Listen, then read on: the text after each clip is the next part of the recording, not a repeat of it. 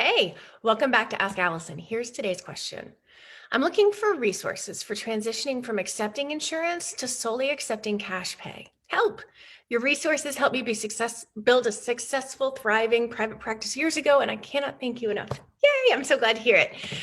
So first, I want to thank TherapyNotes for sponsoring Ask Allison. It is an all-inclusive, simple, affordable practice management system that has everything you need. It's got your calendar, it has video conferencing, it has a way to run credit cards. It really has everything. It's the highest rated EHR on Trustpilot. It uses the golden thread where you don't have to retype all the same thing from note to note. Some of it will propagate itself. Highly recommend it. You guys can check it out for 2 months for free with the promo code ABUNDANT at checkout. So there are two main things that you need to be aware of when you shift to private pay. And then after that, I'm going to talk about some things that might try to get in your way. So first, you're going to have to market more effectively if you don't take insurance. Typically, that means being more targeted in your niche. You have to do a really good job talking to your ideal client in all your marketing efforts, your website, any public speaking you do, those kinds of things. Don't worry, you don't have to public speak. So the fact that you have to do a really great job does not need to intimidate you because you're 100% capable of doing what you need to do. You may just need some help. Resource-wise, both the Inner Circle, which offers a ton of individual consultation and group consultation, and the Abundance Party, which teaches you everything you need to know to fill your practice, both of those have you covered through that insurance to private pay transition and are full of hundreds of other therapists who've taken that leap. So I'll link to those. The second big deal thing with private pay is money mindset. If you're like me, you were told in grad school that you should never expect to make money from this career.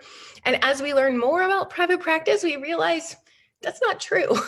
Then we imagine it for ourselves and some guilt tends to come marching in. So we're supposed to be helpers, and apparently helpers aren't supposed to be wealthy.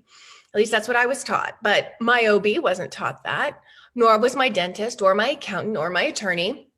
My kid's neurologist never apologized for having to bill for their services. Her OG tutor never said, oh, you were late, so just pay a prorated amount for this session.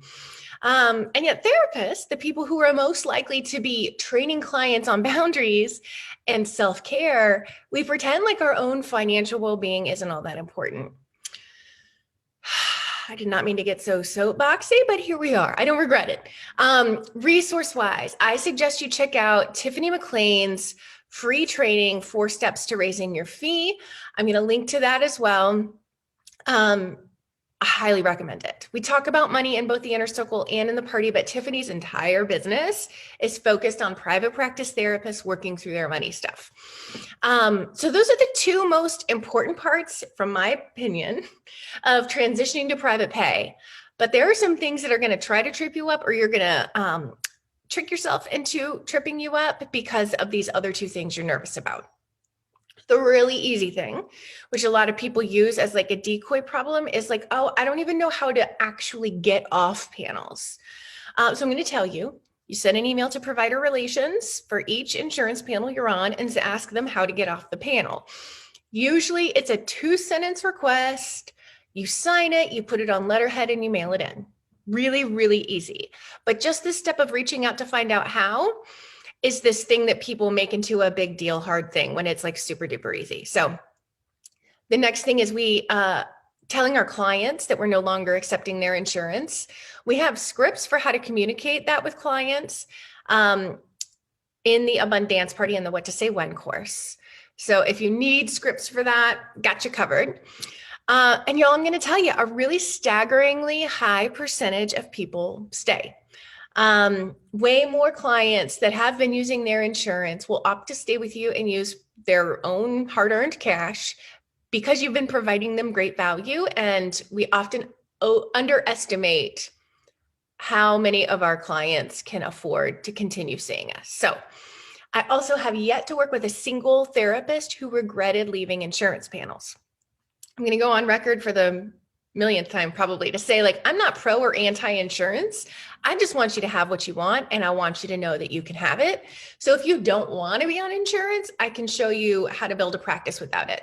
If it feels good to you to be on insurance, by all means, I love that you're taking it and I can help you build there too. If you have questions, please DM me on Instagram. Today's free worksheet is the top 5 things people think are necessary for private pay practice, but that don't really matter.